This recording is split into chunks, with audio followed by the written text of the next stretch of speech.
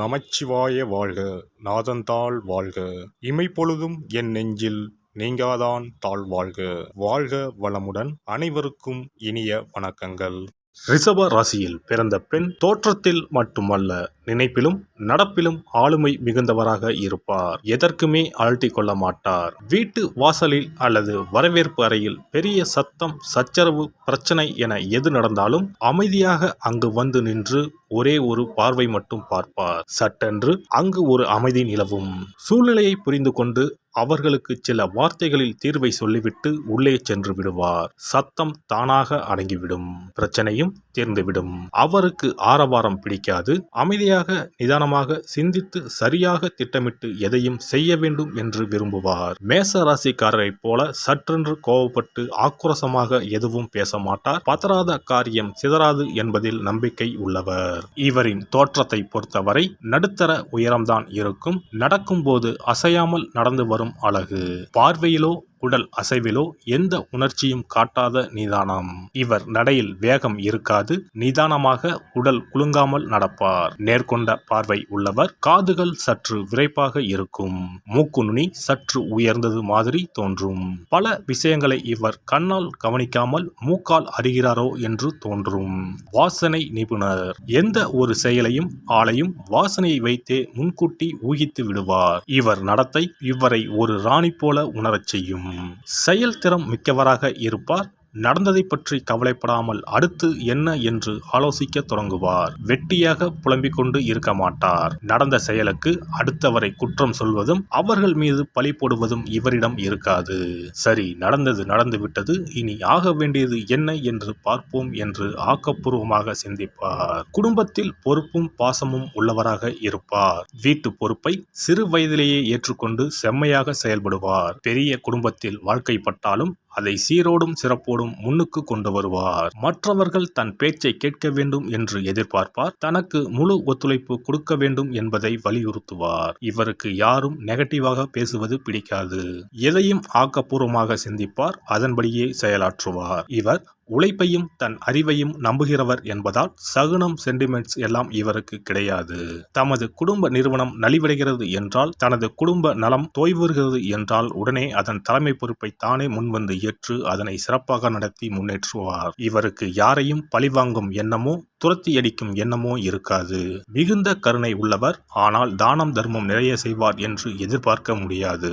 செய்வார், அதுவும் ஒரு அளவுக்குத்தான் செய்வார். ஆனால் நல்ல பல ஆலோசனைகள் சொல்லி சிக்கனமாக வாழும் முறைகளையும் இவர் கற்றுக் கொடுப்பார். எதனையும் அளவோடு செலவழித்து அளவோடு அனுபவித்து வாழக்கூடியவர். இவருக்கு ஃபேன் காற்று கூட வேகமாக வந்தால் பிடிக்காது. மென்மையாக தென்றலை போல காற்று வீச வேண்டும். பல்லை கட்டும் குளிரோ வியர்த்து ஒழுகும் வெயிலோ இவருக்கு பிடிக்காது.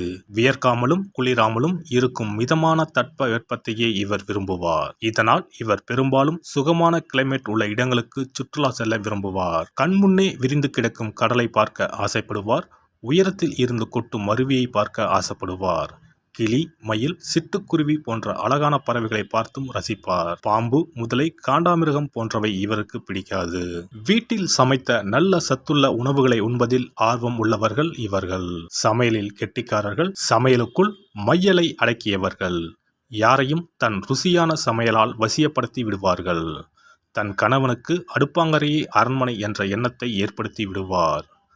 அடிக்கடி வீட்டில் விருந்துகள் நடக்கும். ஊர் முக்கியஸ்தர்கள், தன் கணவரின் தொழில் பங்குதாரர்கள் என அனைவரையும் வீட்டுக்கு விருந்துக்கு அழைத்து தன் விருந்து உபச்சாரத்தில் மெய்மறக்க வைத்து விடுவார். ரிஷபராசி பெண்களின் கைப்பட்டால் பச்சை தண்ணீர் கூட பலரசமாய் இனிக்கும். விருந்துக்கு வந்தவர்களை வரவேற்று உபசரிப்பதில் இவருக்கு நிகர் இவரே. வந்தவர்கள் முன்பு கம்பீரமாகவும் கண்ணியமாகவும் கனிவாகவும் நடந்து கொள்வார். தன்னை யாரும் பொது இடத்தில் உதாசீனப்படுத்திவிடக் கூடாது என்பதில் கவனமாக இருப்பார். தனியாக அழைத்து குற்றங்குறைகளை கூறினால் ஏற்றுக்கொள்வார். ஆனால் பலர் முன்னிலையில் தன்னை குற்றப்படுத்தும் போது திருத்திக் கொள்கிறேன் என்று சொல்ல மாட்டார். அந்நேரம் எரிமலையாக சீறிவிடுவார். இவருக்கு கோபம் வராது. வந்தால் வீட்டில் பிரளயம்தான் நடக்கும்.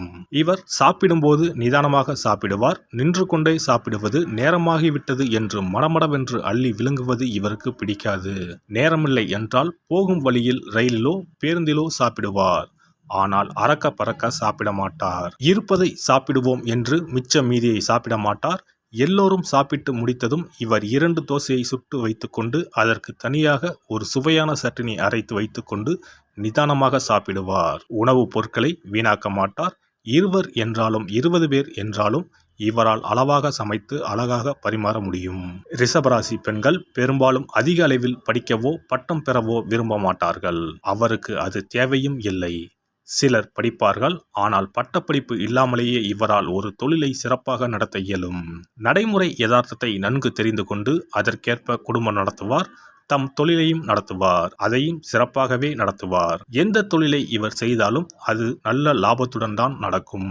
அந்த அளவுக்கு சிறப்பாக செய்வார். எனவே அனுபவ கல்வி, இயற்கை ஞானம் போன்றவையே போதும். பட்டப்படிப்பு தேவைப்படாது. அப்படியே படித்தாலும் இவர் படித்தது ஒன்றாக இருக்கும். பார்க்கும் தொழில் வேறொன்றாக இருக்கும். இவர் எந்த நேரத்திலும் தடுமாற மாட்டார். ஸ்டடியாக இருப்பார். இவர் மனதில் சஞ்சலமோ சங்கடமோ இருக்காது. மனதில் தெளிவும் செயலில் உறுதியும் காணப்படும். சிக்கலான சூழ்நிலைகளில் வீட்டில் இருந்தபடியோ வெளியில் சென்றோ வருமானம் ஈட்டி வீட்டினருக்கு கொடுத்து உதவி குடும்ப சிக்கலில் இருந்து மீட்டு வருவார். ரிஷபராசி பெண்கள் தாயாக அல்லது குடும்ப தலைவியாக இருக்கும்போது மிகுந்த கண்டிப்புடன் இருப்பார். இவருக்கு வீட்டில் இருக்கும் பெரியவர் முதல் குழந்தைகள் வரை பயப்படுவார்கள். அனைத்தும் சுத்தமாக இருக்க வேண்டும். எடுத்த பொருளை திரும்பவும் எடுத்த இடத்தில் வைக்க வேண்டும். அந்தந்த நேரத்தில் அந்தந்த வேலையை முடித்துவிட வேண்டும். வேலைகளை பெண்டிங் வைக்கக்கூடாது. எது செய்தாலும் அதை முறையாக ஒழுங்காக செய்ய வேண்டும். இவருக்கு சாமியறையில் இருக்கும் சுத்தமும் நறுமணமும் குளியல் அறையிலும் இருக்க வேண்டும். மாலை வேளைகளில் இப்பெண்களின் வீடுகளில் விளக்கேற்றும் நேரத்தில் பக்தி பாடல்கள், ஸ்லோகங்கள் ஒலிக்க கேட்கலாம். பாட்டு கேட்டுக்கொண்டே சமையல் செய்வது, தையல் தைப்பது இவர்களின் பழக்கம். வெறுமனே பொழுதை போக்கக்கூடாது என கருதுவார். அதே சமயம் பாட்டு கேட்பது இவருக்கு ரொம்ப பிடிக்கும். எனவே இரண்டையும் இணைத்து ஒன்றாக செயல்படுவார். சுக்கிரனின் ஆட்சி அதிகாரத்தில் உள்ள ராசியில் பிறந்த இவர்களுக்கு ஆழமான அலட்டாத காதல் மிகவும் பிடிக்கும். சந்திரன் உச்சமாகும் ராசி ரிஷபம் என்பதால் இவர்கள் மன நிறைவுக்கு அதிக முக்கியத்துவம் கொடுப்பர். காதல் என்பது மனமும் உடலும் இணைந்து செயல்பட வேண்டிய ஒரு அற்புத உணர்வு என்று இவர்கள் நம்புகின்றனர். எனவே இவர்களிடம் காதலை சொல்வதோ காதலை மறுப்பதோ எளிதான செயல் அல்ல. ஆற அமர யோசித்து பல மாதங்கள் பல வருடங்கள் கழித்து கூட இவர் தன் காதலை வெளிப்படுத்தி உறுதி செய்யலாம். அதுவரை பொறுத்திருக்கும் ஆண்கள் அதிர்ஷ்டசாலிகள். காதலில் இவர் மிகுந்த நேர்மையை எதிர்பார்ப்பார். மொத்தத்தில் நிதானம், நேர்மை, நிச்சயம் என்பது ரிஷப ராசி பெண்களின் லட்சியம். எல்லாம் வல்ல இறையருளால் நீங்களும் உங்கள் அன்பு குடும்பமும் உடல் நலம், நீலாயுள், நிறை செல்வம், உயர் புகழ், மெய்ஞானம் ஓங்கி வாழ்க வளமுடன். இந்த வீடியோ பதிவு உங்களுக்கு பிடித்திருந்தால் லைக் பண்ணுங்க, கமெண்ட் பண்ணுங்க, ஷேர் பண்ணுங்க. மறக்காம சப்ஸ்கிரைப் பண்ணுங்க. பக்கத்துல இருக்கிற பெல் பட்டனை கிளிக் பண்ணுங்க. நன்றி, வணக்கம். ஓம் நமச்சிவாய. சிவாய நம.